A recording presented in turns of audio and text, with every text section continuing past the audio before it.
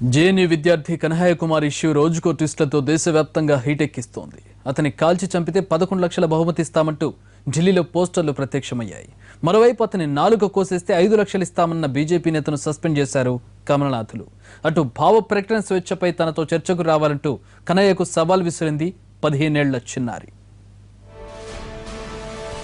రాజద్రోహం కేసులో అరెస్టై బెయిల్పై విడుదలైన జేఎన్యూ విద్యార్థి నేత కనహయ్య కుమార్ ఇష్యూ రోజురోజుకి ముదురుతోంది. అతన్ని కాల్చి చంపితే 11 లక్షలు బహుమతి ఇస్తామంటూ ఢిల్లీలో పోస్టర్లు ప్రత్యక్షమయ్యాయి.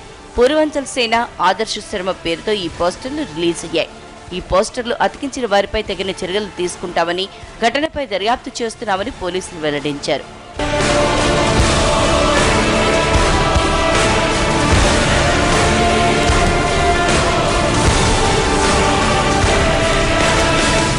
ఇక కనహయ్య నాలుగు కోస్తే 5 లక్షలు ఇస్తానంటూ యూపీకి చెందిన బీజేపీ నేత కుల్దీప్ వివాదాస్పద వ్యాఖ్యలు చేయడంతో అతన్ని పార్టీ నుంచి బహిష్కరించింది బీజేపీ.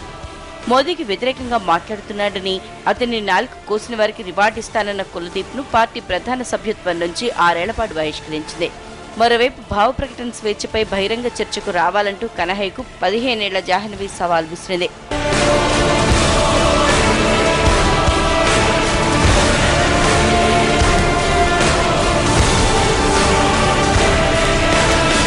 ప్రధాని మోడీపై అనుచిత వ్యాఖ్యలు చేయటం మానుకోవాలని సూచించింది.